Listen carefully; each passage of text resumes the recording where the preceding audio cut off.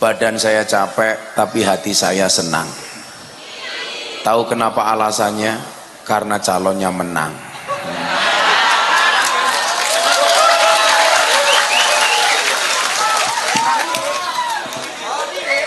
Sorry.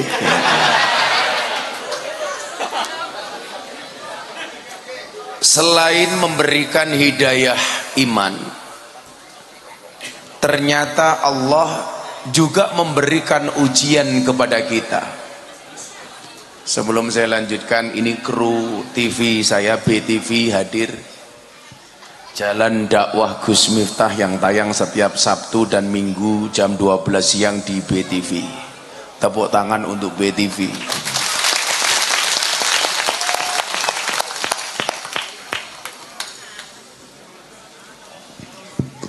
Kebetulan ini ngaji saya estafet dari Kebumen lanjut Banjarnegara, besok lanjut ke Cilacap, kemudian Jakarta, dan hari Sabtu jam 10 pagi saya diundang pengajian Isra Mi'raj di Hambalang, di rumahnya Pak Prabowo.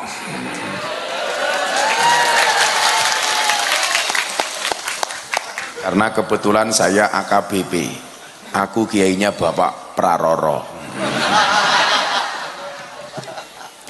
Ada hidayah iman, tapi di satu sisi Allah sampaikan dalam Al-Quran, iman kamu itu butuh diuji. Untuk mengujinya kamu dicarikan musuh. Musuhnya siapa? Innahu lakum aduwwum mubin. Musuh yang paling nyata adalah setan. Yang perlu saya sampaikan, tugas setan itu tidak hanya membuat kita terus berbuat salah, tapi juga membuat kita merasa paling benar. Jadi salah satu tugas setan itu siapa? Sudah kalah kok ngomong curang. Nah, itu berarti terkena godanya setan. Makanya tadi saya dapat telepon dari Jakarta, Gus, besok Ramadan Gus Miftah ngisi ngabuburit di perusahaan kami ya, menjelang buka puasa. Saya tanya jam berapa? Jam Ganjar plus Anies. Hah? Maksudnya apa? Jam 16:24. Jam Ganjar plus Anies 16:24%. Assalamualaikum warahmatullahi wabarakatuh.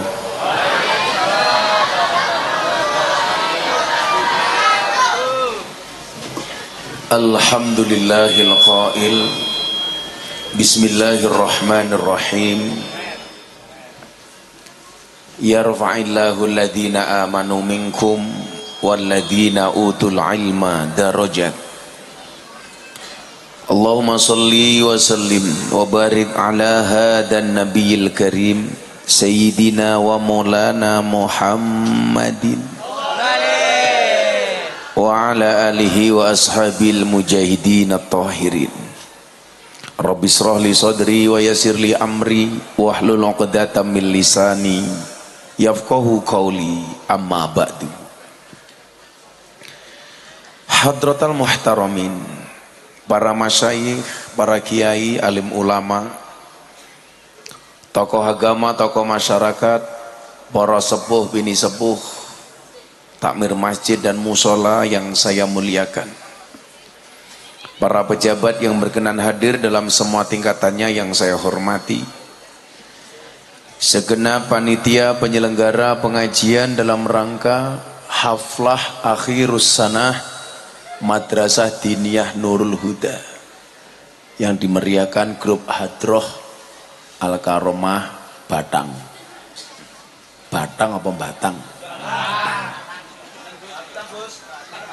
Bapak Ibu warga masyarakat Karang Malang, Jati Lawang yang berbahagia,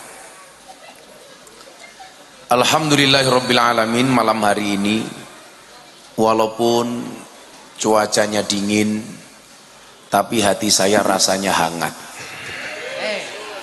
Walaupun mungkin badan saya capek, tapi hati saya senang. Tahu kenapa alasannya? Karena calonnya menang.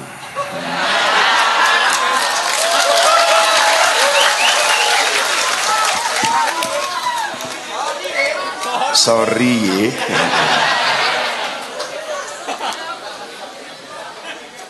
Selain memberikan hidayah iman, ternyata Allah juga memberikan ujian kepada kita. Sebelum saya lanjutkan, ini kru TV saya, BTV hadir. Jalan dakwah Gus Miftah yang tayang setiap Sabtu dan Minggu jam 12 siang di BTV. Tepuk tangan untuk BTV.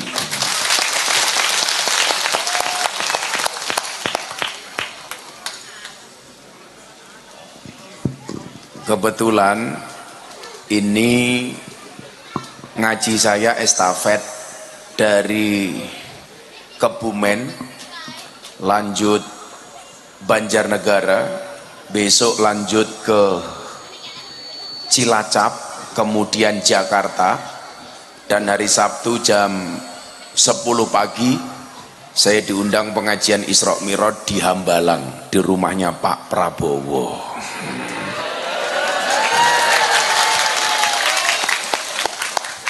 Karena kebetulan saya AKBP, aku kiainya Bapak Praroro. Ada hidayah iman, tapi di satu sisi Allah sampaikan dalam Al-Quran, iman kamu itu butuh diuji.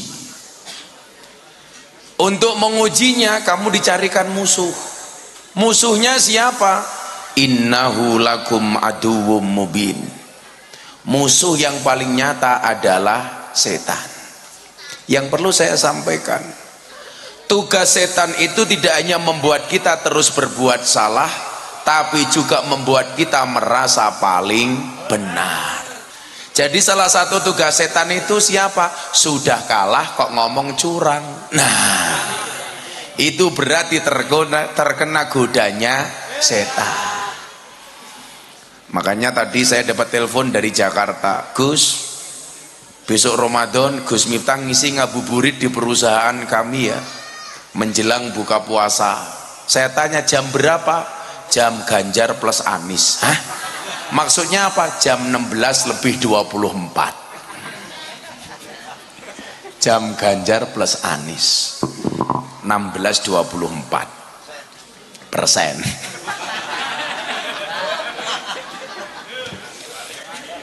Tugas setan tidak hanya membuat kita terus berbuat salah. Kalau orang berbuat salah itu setan belum menang, tapi setan itu akan merasa menang manakala ketika kita merasa paling benar. Makanya kalau etika dan akhlak yang diajarkan Kanjeng Nabi itu rebutan salah, bukan rebutan benar. Contoh, Nabi Muhammad pulang kemalaman dari masjid, Siti Aisyah sudah tertidur, ketuk pintu, Siti Aisyah tidak bangun, akhirnya Kanjeng Nabi tidur di depan rumah. Begitu pagi hari Siti Aisyah bangun buka pintu, kaget. Kenapa? Manusia paling mulia di muka bumi tertidur di depan pintu tanpa marah. Coba bandingkan dengan bapak-bapak Jatilawang. Kowe ngapa maning ya, kaget. Ini kopi, terus ini apa? Susu gratis, programnya Pak Praroro. Ini apa maning? Oh, air putih gratis. Ini kebetulan kopi dan susunya dipisah, karena kalau dicampur membingungkan. Kopi ini ngajak melek, susu ini ngajak turu, kayak gini. Kok kamu sok sibuk sih? Mbak sudah sana. Nah, maka kemudian yang perlu kita pahami adalah merasa dirinya jelek itu jauh lebih penting dibandingkan merasa dirinya baik. Begitu bangun Siti Aisyah kaget melihat Kanjeng Nabi tertidur di depan pintu. Siti Aisyah nangis, dipegang kakinya Nabi. Ternyata Pak Bu, membangunkan suami itu pakai cara, nggak boleh langsung dikeplak. Masa sama suaminya, tangi, itu nggak boleh, nggak boleh. Tapi pakai cara ternyata. Caranya bagaimana? Yang pertama pegang jempol kakinya, dipegang, Mas bangun. Jempol kaki dipegang belum bangun, naik ke atas dikit, pegang kakinya.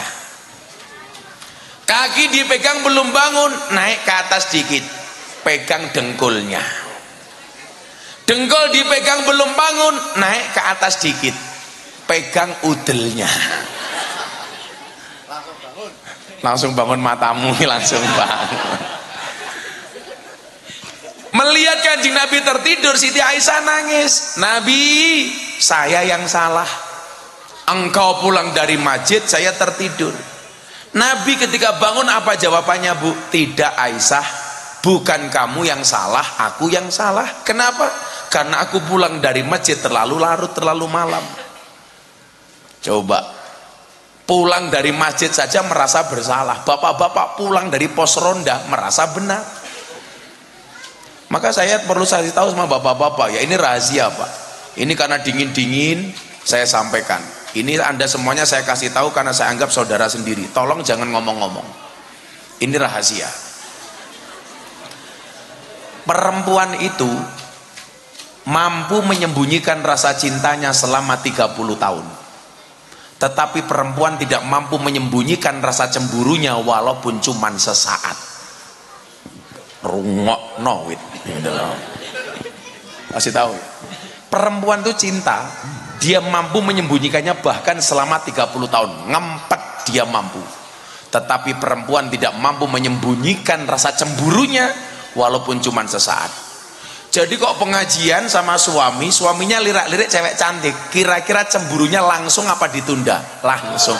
Matane gitu Pak. Makanya saya itu belajar psikologi perempuan. Psikologi perempuan itu apa, Li? Bahasa Arabnya perempuan itu dengan cermin asal katanya sama.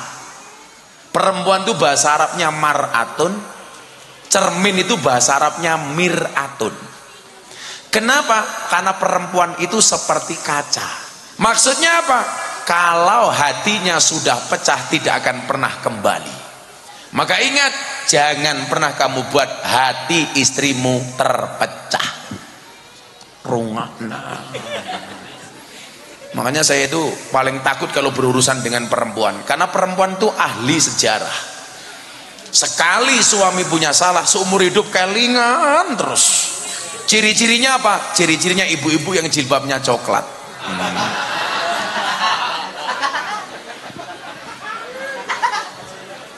Coklat semua ya. Yang jilbabnya hitam insya Allah lebih parah. Nah, maka evaluasinya kemudian apa? Bahwa iman ini perlu dijaga, karena setan ini senantiasa mengintai imanmu. Setan tidak mengintai hartamu. Setan tidak mengintai sertifikat dan depositomu. Setan tidak mengintai perusahaanmu, tidak melihat mobilmu, tetapi setan senantiasa mengintai iman darimu dan berusaha mencurinya darimu. Kenapa? Karena setan tahu harta yang paling berharga bagi seorang muslim adalah iman. Makanya kemudian kita diingatkan, wala tamutunna illa wa antum muslimun. Janganlah kamu mati kecuali dalam keadaan Islam. Saking pentingnya itu, mohon maaf, perintah takwa itu selalu dibaca setiap khutbah Jumat. Ittaqullah, ittaqullah, ittaqullah, summa taqullaha haqqa tuqatih wala tamutunna illa wa antum muslimun. Celakanya apa? Bapak-bapak setiap Jumatan tapi nggak paham pesannya khotib. Kenapa nggak pernah paham? Karena khotibnya bengok-bengok khutbah, jamaahnya khusyuk tidur. Betul Mbah? Makanya saya itu paling nggak mau suruh khutbah Jumat karena saya tersinggung. Kita sedang khutbah malah ditinggal tidur. Nomor dua, kenapa saya nggak mau khutbah Jumat? Karena khutbah Jumat itu nggak boleh lucu, harus khusyuk. Kan nggak aneh. Masa khutbah kok lucu? Hai papa, itu kan nggak mungkin. Rugi dong. Hidup capek-capeknya, ada orang khutbah ditinggal micek, kan bajingan. Makanya saya nggak mau itu. Saya itu juara khutbah Jumat itu. Padahal rahasia umum. Begitu khotibnya pakai tongkat begini. Ya ma'asyiral muslimin wa zumratal mu'minin rahimakumullah. Zamannya mulai. Kelihatannya khusyuk banget. Ternyata produksi air mineral. Ces. Memang kadang-kadang luar biasa setan itu. Kita mau tidur di atas ranjang, baca doa loh. Saya itu kalau mau tidur, semua doa saya baca. Mata saya nggak merem-merem. Saya itu pernah diundang pejabat di Jakarta, Pak. Dicarikan hotel Presiden Suite, semalam kamarnya 35 juta semalam.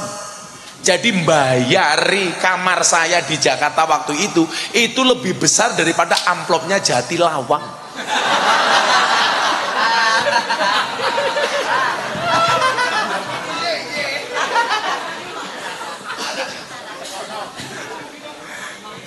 Ramasalah aman. Kiai ini suge, kiai ini siapa? Praroro. Daripada kamu kiainya Jangkara.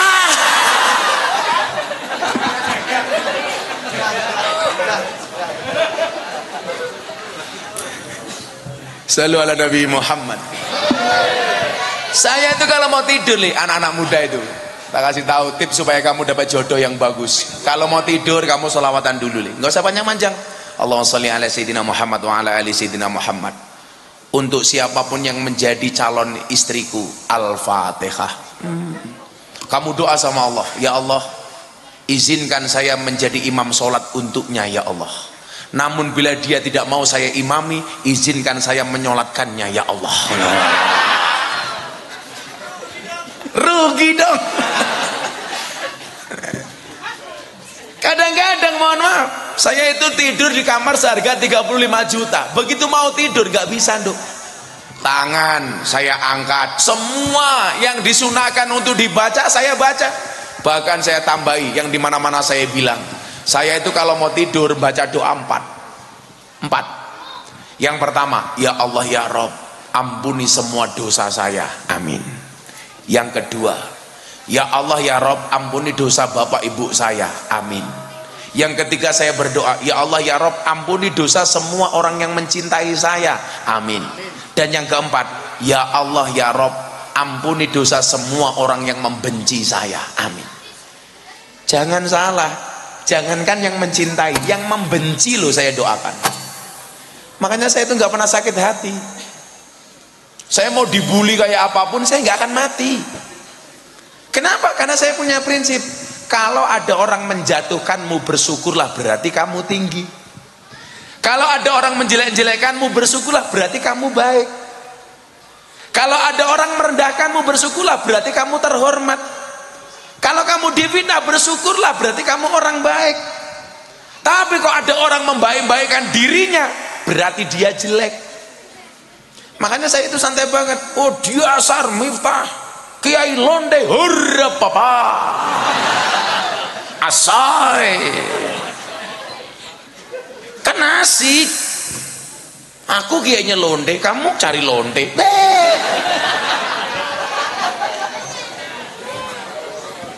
Sorry ye. Nah, makanya kemudian apa? Iman itu perlu dijaga. Kenapa iman perlu dijaga? Karena Imam Al-Ghazali mengatakan al-imanu karrih, iman itu seperti angin. Yang namanya angin, nak, itu kadang-kadang kenceng, kadang-kadang lemah. Kadang-kadang angin itu kuat, kadang-kadang lembut. Kadang angin itu kencang, angin.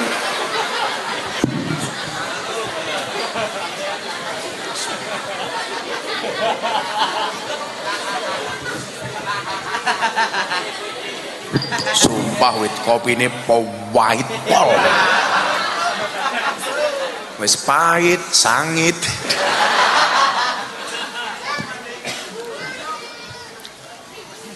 Nah, bagian juga kemudian intimidasi, tipu daya yang dilakukan oleh setan itu apa? Bulian-bulian netizen le. Kita kuat apa enggak? Makanya dulu saya nulis di status media sosial saya apa? Jangan membangun penjara untuk dirimu sendiri yang jerujinya adalah opini orang lain. Kita tuh kadang-kadang aneh ya Pak ya. Bukan kiai tapi ngomentari kiai. Kiai kok kayak gitu. Ini kan aneh. Duduk kiai ngomentari kiai. Kiai kok kayak gitu ora pantes. Ukuran pantes atau enggaknya kiai itu bukan berdasarkan cangkemmu. Lucunya lagi apa? Kiainya tersinggung. Wong kiai dikomentari ora kiai kok tersinggung. Berarti mandek kok anggene dadi kiai. Contoh, saya dikritik begini, Gus Miftah Kiai kok ngurusi capres. Apaan? Saya meyakini orang yang mengatakan Gus Miftah Kiai kok ngurusi capres itu dua kemungkinan. Kemungkinan pertama, orang jahat. Kenapa orang jahat? Karena kalau ada kiai di sampingnya capres, orang jahat gak bisa masuk. Makanya kepentingan orang jahat menjadi terhambat gara-gara ada kiai di samping capres. Kalau nggak ada orang baik di samping capres, maka orang jahatnya masuk. Kemungkinan kedua siapa? Kemungkinan kedua adalah orang yang beda pilihan. Kalau pilihannya sama, nggak mungkin. Makanya kemudian saya bilang, seharusnya banyak kiai di samping capres itu saya malah bersyukur. Umpamanya kemarin Mas Ganjar didampingi kiai, bagus. Mas Anies didampingi kiai, bagus. Mas Prabowo didampingi kiai, bagus. Kenapa? Karena amalia seseorang itu tergantung circle-nya. Kalau yang berada di sekeliling capres yang orang ahlu sunnah, maka amalia calon presidennya pasti ahlu sunnah. Kalau di sekeliling capresnya ini mohon maaf orang Wahabi, maka dia jadi Wahabi. Kalau di sampingnya capres ada Habib Lutfi, maka amalnya seperti Habib Lutfi. Maka kalau ada orang mengatakan gak boleh kiai capres-capresan, itu karena beda pilihan Pak. Makanya di dunia ini yang paling susah dinasihati ada tiga. Satu Fir'aun, dua orang jatuh cinta ketika pendukung capres. Wis wangel dikandani Pak. Tapi Indonesia aneh lagi, pendukungnya sudah nerima, calonnya ngeyel, kan goblok.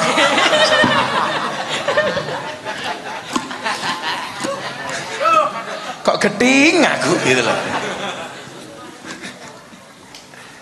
Makanya mohon maaf, wahai para capres yang gagal, jangan mengeluh. Bukan kamu satu-satunya yang sedang diuji. Bahkan faktanya semua orang sedang diuji dalam bentuk dan cara yang berbeda. Saya diuji, Pak Kapolsek diuji, Cak iki ya diuji. Iki pengusaha top Wonosobo niki juragan kayu nih. Nganti rupane kaya tunggak niki lho. Ujiane ya. Oh, saiki ngene lho. Wah, pengusaha iki omahe mewah. Rumahnya megah, mobilnya mewah, istrinya hoha-hoha. Kamu juga nggak sadar bahwa pengusaha itu semakin kaya, utangnya juga semakin banyak. Ayo taruhan sini, ada nggak Mbah Mudin yang ngurusi orang mati? Namanya siapa? Namanya apa di sini? Mudin apa EB? Apa? Oh Kayim. Kayim. Ayo sekarang ini pengusaha namanya Mas Wibit, pengusaha kayu terbesar di Wonosobo. Sama Kayimnya Jatilawang. Kira-kira utangnya banyak Wiwit pengusaha apa Mbah Kayim? Pengusaha. Mbah Kayim tuh malah gak punya utang, uripe kepenak. Orang duwe rokok, orang duwe udut, orang duwe beras, tanggane mati, mangan.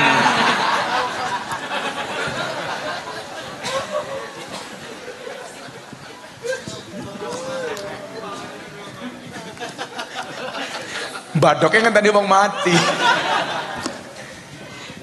Sumpah kopi ini powai cangkemku jangan kopi ini diracun boyo. Jangan-jangan ada sianida ini. Kamu tahu sianida apa? Siap nikahi janda. Iya. Rugi dong cangkemmu. Kalau kamu nikah dengan janda nggak rugi le. Kalau kamu nikah dengan janda otomatis nggak ada malam pertama, adanya malam terusan. Wes tahu. Nah, maka kemudian apa? Karena kita tahu hidup itu ada ujian. Makanya iman ini perlu dijaga. Bagaimana menjaganya? Dengan ilmu. Makanya yang diangkat derajatnya oleh Allah itu ada dua. Berapa le? Dua. Yang akan diangkat derajatnya oleh Allah itu ada dua. Maka lumrah kalau yang menang dua.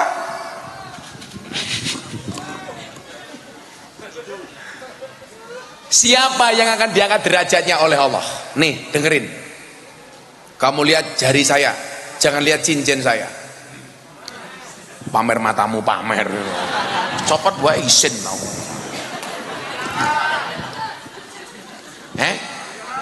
Moga-moga ketinggalan. Ya tiga maning. Pengajian amplopnya tipis kehilangan cincin.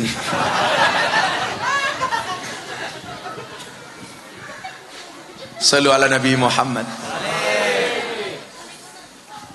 Ini yang akan diangkat derajatnya oleh Allah. Saya berdoa mudah-mudahan semua yang datang derajatnya diangkat oleh Allah. Siapapun yang datang malam hari ini yang sakit diangkat penyakitnya. Yang sakit disembuhkan. Yang susah disenangkan. Yang sedih dibahagiakan. Yang berhajat dikabulkan. Yang bermasalah disolusikan. Yang jomblo dinikahkan. Dan yang suka ngeslot segera dimatikan.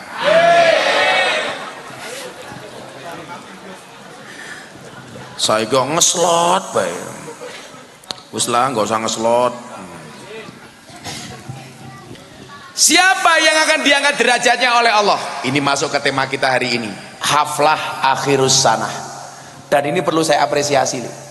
Di mana-mana ngakunya NU, tapi membuat namanya TPA TPQ. Padahal tinggalan mbah kita dulu bukan TPA, bukan TPQ, tapi madrasah diniyah. Dan ini Nurul Huda sudah menggunakan nama madrasah diniyah. Tepuk tangan untuk Jatilawang, keren. Itu kecil tapi penting, Pak. Kadang-kadang yang kecil-kecil itu malah penting. Kayak bedanya Siti sama soto. Kalau soto itu kacangnya banyak. Kalau Siti ya ya itu.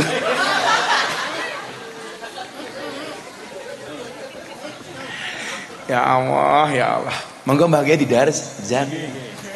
Kok empet-empetan siapa? Istrinya. Oh Bukades. Kok para temen ya? Kan aku jadi ingin. Itu Bu Camat. Bu Camat dari tadi begini terus saya pikir kenapa, ternyata pamer gelang.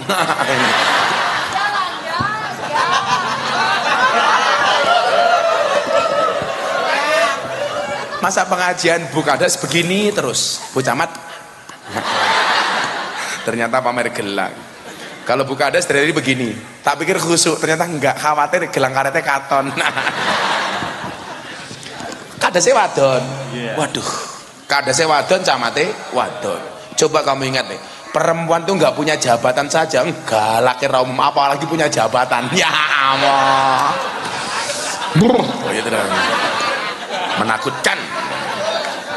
Berarti kalau lurahnya perempuan, suaminya menjadi ketua tim penggerak PKK. Iya Bu, otomatis gitu. Oh udah meninggal. Oh penggantinya, jadi janda. Pantesan kamu dekat-dekat ya.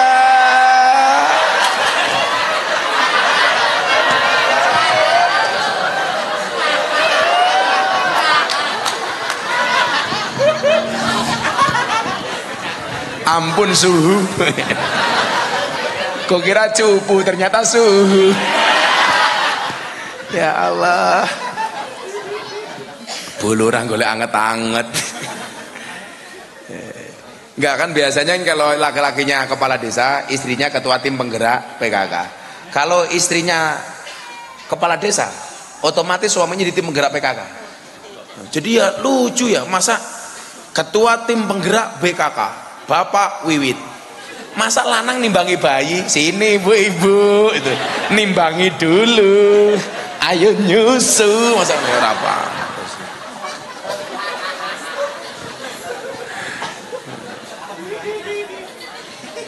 Kalau Pak Kiai masih punya istri, oh, jaga perasaan istrimu. Kamu jangan dekat-dekat. Benar. Saya tahu Pak Kiai ini kayak saya, komunitas pecinta susu tanpa gelas. Bengi dimimi, awan dikon nguli. Oh masih keponakan. Oh barangkali dari ponakan menjadi penakan. Ya.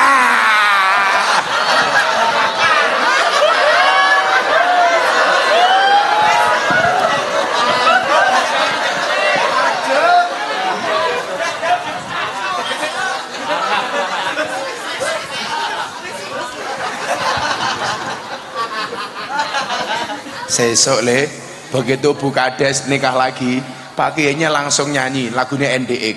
Hatiku rasane loro, nyawang kowe rabi karo wong liya. Iya.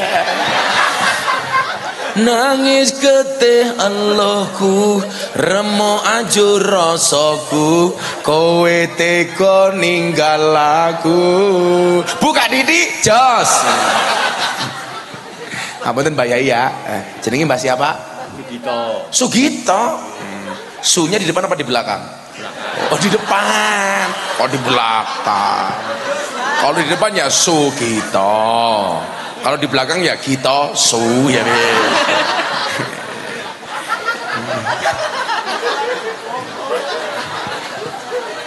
Ya kan Presiden Indonesia itu rata-rata belakangnya oh. Siapa tahu sekarang Joko Widodo, besok Prabowo Subianto, setelahnya Sugito. Jira pantas temen ya. Presiden Republik Indonesia Sugito.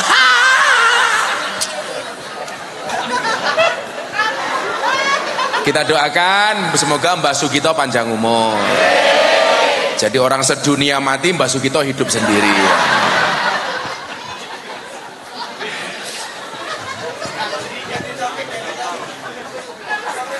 Noto boto ngombeni susu.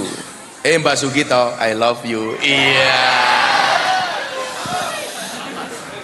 Cari aman, cari aman. Ada wingko dimakan gajah. Ada Mbak Sugito berjodoh sama Bu Lurah. Ya.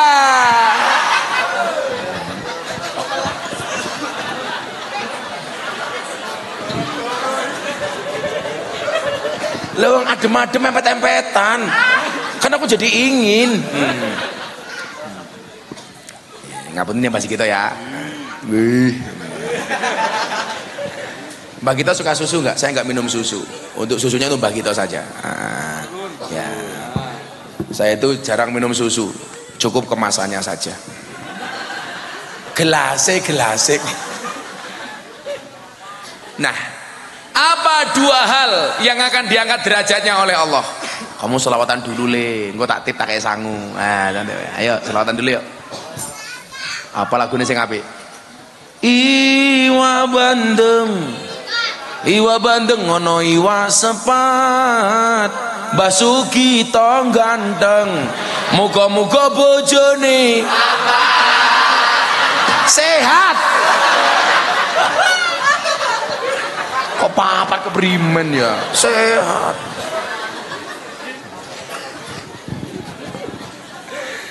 Ayo le selawat deh. Allahumma sholli wa sallim ala sayyidina wa maulana Muhammadin adada ma bi ilmillahi salatan daimatan bidawami mulkillahi. Pecah ayu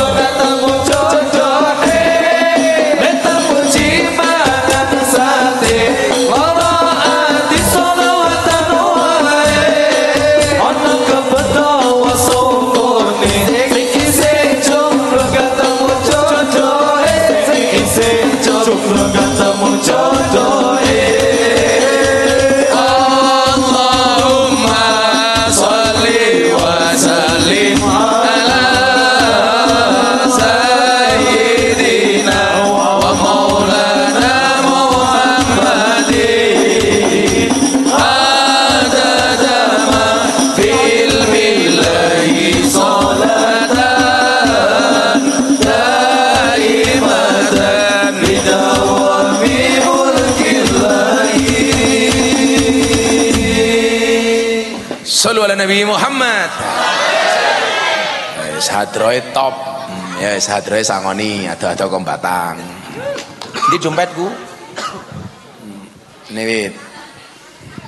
Sangoni sorry Kiai sugih kok. Kan Kiai ini praroro. Jangkar cangkem. Ya wis cah matang, aturé sangoni 1 juta. Matur nuwun Gus. Cie, kita pengen cie.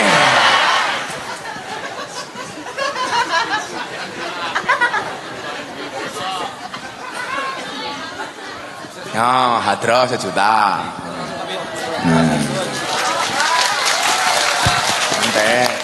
Nanti siapa lagi yang mau dikasih ya nanti. Oh, tanya jawab, oke. Siapa takut? Ayo, tatakoni saiki sing jawab langsung 1 juta. Siapakah mbah ke-7 dari Prabowo Subianto?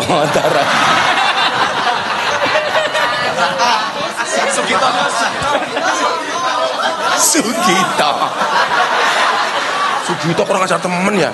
Orang tua Sugito ngawur bae. Ya wis, Mbah Sugito 300.000. Kancane.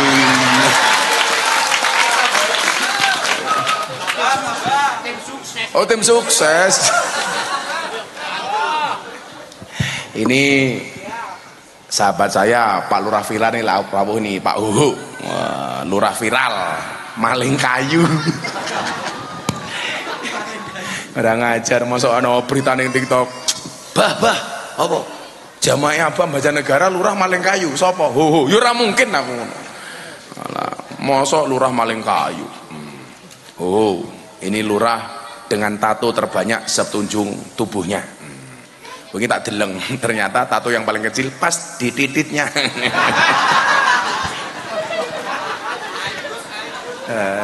Itu kebanggaan ya. Kalau saya punya tato emping, panu. Saya itu sama orang bertato blas gak alergi karena dunia saya yaitu kayak mbak-mbak dari Kalimantan Selatan, Banjarmasin, dadanya ditato Gus Miftah. Ya Allah. Di foto dikirim saya, tak zoom. Wow. Ya kan supaya kelihatan. Saya pengen memastikan tulisannya benar Gus Miftah apa enggak. Akhirnya video call, saya lihat, "Dek, kenapa kamu tato Gus Miftah di dada kamu?" Saya mengidolakan Gus Miftah. Kan nggak harus tato. Kan dulu Gus Miftah pernah bilang, seseorang itu besok di hari kiamat akan dikumpulkan bersama orang-orang yang dicintainya. Mungkin kita tidak bersama di dunia Gus, tapi saya yakin kita bersama di akhirat. Ya Allah. Saya bilang, "Mbak, tato kamu bagus, tapi kurangnya satu." Kurangnya apa Kiai? Kurangnya kurang turun dikit. Ih, Sugito jadi ingin.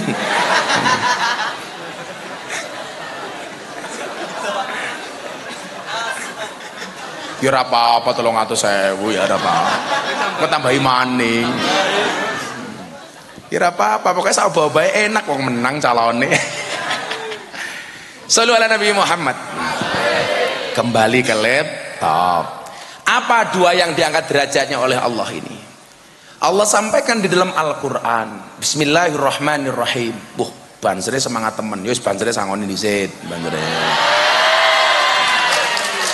Perwakilan Banjarnya sangoni. Hah? Wis tukok rokok belum? Belum. Wah, panitiane kere temen. Masa Banjar tukok rokok ya Banjar 1 juta.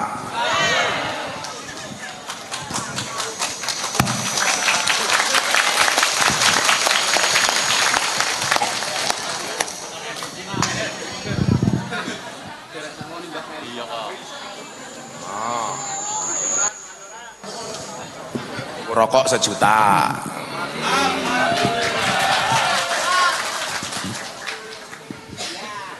Kalau mau Ramadan gini saya menyiapkan 1000 mukena untuk mbak-mbak PSK. Jadi saya bagi ke lokasi visualisasi. Di sini ada yang mau mukena apa enggak? Yang saya bagi lonte goblok.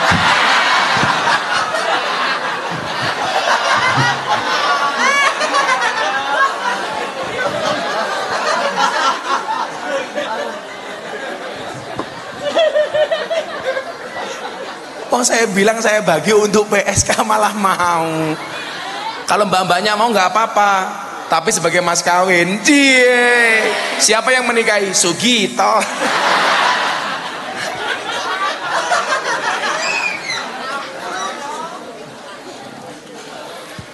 Yarfa'illahu alladhina amanu minkum walladhina utul ilma darajat. Yang akan diangkat derajatnya oleh Allah itu dua golongan. Yang pertama siapa? Yang punya iman. Yarfa'illahu alladhina amanu, orang yang punya iman. Baru kemudian yang punya ilmu pengetahuan. Ini menunjukkan apa? Bahwa iman itu harus didahulukan dibandingkan ilmu. Yang menjadi problem hari ini, orang lebih mendahulukan ilmu dibandingkan iman. Maka kalau ada perintah agama biasanya malah bertanya, bisa nggak dilogikakan, bisa nggak dimasukkan akal? Itu salah, Le. Yakin itu lebih dahulu dibandingkan ilmu pengetahuan. Kenapa iman didahulukan dibandingkan ilmu pengetahuan? Tidak semua ajaran agama itu bisa dirasionalisasikan. Contoh, Pak, saya mau cerita. Di Eropa itu sekarang banyak orang meninggalkan gereja. Kenapa? Mereka meyakini keberadaan Tuhan, tetapi mereka nggak mau terbelenggu dengan agama. Kalau orang yang nggak percaya dengan Tuhan itu namanya ateis. Orang yang percaya dengan Tuhan tapi tidak percaya dengan agama namanya agnostik. Percaya sama Tuhan tetapi tidak percaya dengan institusi agama. Makanya saya sampaikan, Mbak ngapunten, kalau bisa orang beragama itu nggak usah dibuat susah, jangan dipersulit, dibuat saja mudah. Betul? Contoh institusi yang mempersulit, masjid. Saya tuh kadang-kadang protes sama takmir. Kalau mau bikin masjid, Pak Lurah, itu biasanya ngemis-ngemis di jalan, minta-minta sumbangannya untuk masjid, sodakonya untuk masjid. Tetapi begitu masjid sudah jadi, kakean peraturan, WC dikunci, masjid nggak buka 24 jam. Alasannya apa? Khawatir ada maling masuk masjid.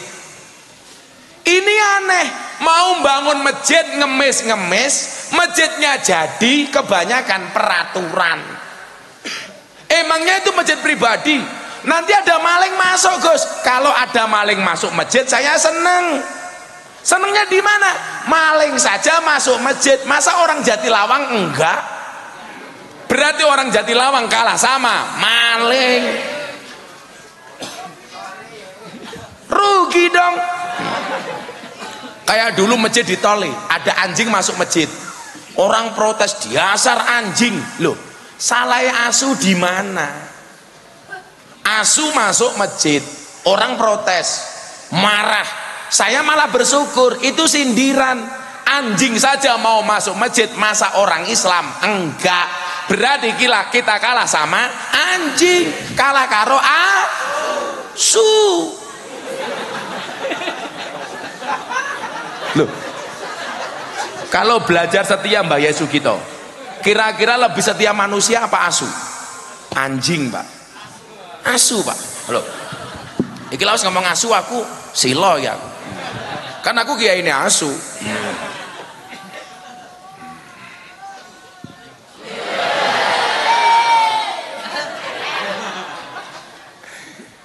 Jadi begini, saya itu kadang-kadang hari ini miris orang yang punya ilmu tapi nggak punya iman, atau minimal nggak punya akhlak.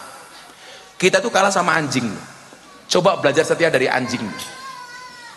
Ada peribahasa Arab mengatakan begini, At-imil kalba salasa ayamin sayat guru kafisala sisanawatin. Berikanlah makan kepada anjing 3 hari, dia akan mengingatmu selama 3 tahun. Anjing dikasih makan 3 hari, ingat 3 tahun. Oi! Oh, sahabat kaget aku. Anaknya Sugito ya? Oh, cucu. Kira apa-apa, bocah cilik seneng pengajian. Ya kayak duit 50.000 kayak. Tuh.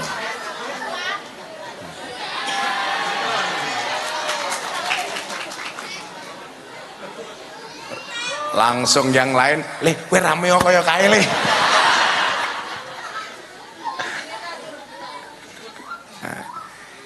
Anjing itu dikasih makan 3 hari, dia akan mengingat yang memberikan makan selama 3 tahun.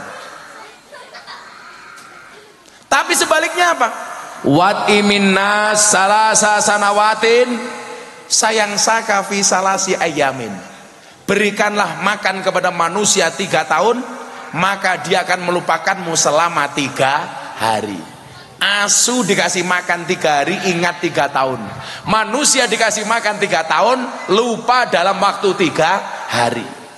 Bahkan anjing sekalipun tidak akan pernah menggigit orang yang menolongnya. Itu asu. Maka nyuwun sewu,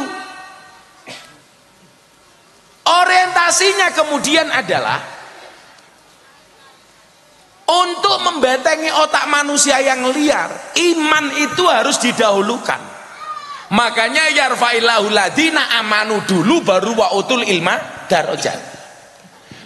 Ilmu ini harus didasari dengan iman, Kang. Makanya Habib Lutfi itu mengatakan begini, "Le, aku meh takon, napa bah? Orang belajar agama itu yang benar, akal mengikuti hati atau hati mengikuti akal?" Jawabannya yang benar adalah akal mengikuti hati, bukan hati yang mengikuti akal. Itu yang kemudian teori saya muncul waktu itu, yang saya mengatakan cinta itu dari mata turun ke hati atau dari hati naik ke mata. Yang benar itu dari hati naik ke mata, bukan dari mata turun ke hati.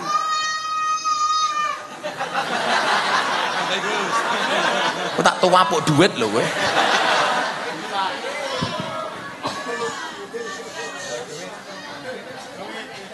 Ya wes sing bengok-bengok ki mau 50.000, sing bengok-bengok.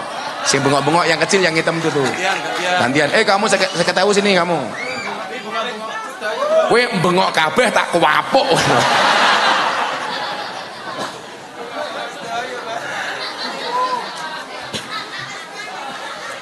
Ini tak kasih tahu ya, Madrasah Diniyah ya, Mbah Gito dan kawan-kawan ya. Di dalam surga itu ada tempat surga yang paling nikmat dan menyenangkan, Bu Lurah, Bu Camat, namanya Darul Faroh. Darul Faroh itu satu tempat di dalam surga yang paling menyenangkan, namanya Darul Faroh. Dar itu artinya rumah, Faroh itu artinya bahagia. Jadi Darul Faroh itu rumah bahagia. Itu satu tempat di dalam surga. Nabi ditanya, "Wahai Nabi, Darul Faroh itu untuk siapa?" Dijawab, "Yang jelas bukan untuk banser yang minggat."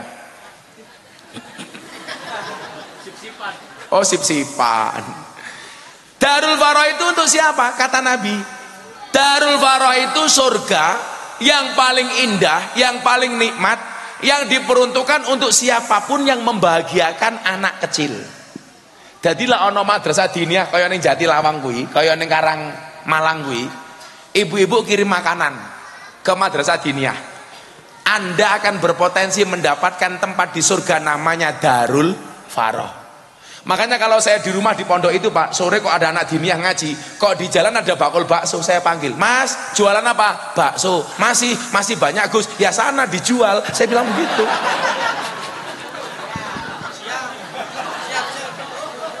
Bakule bakso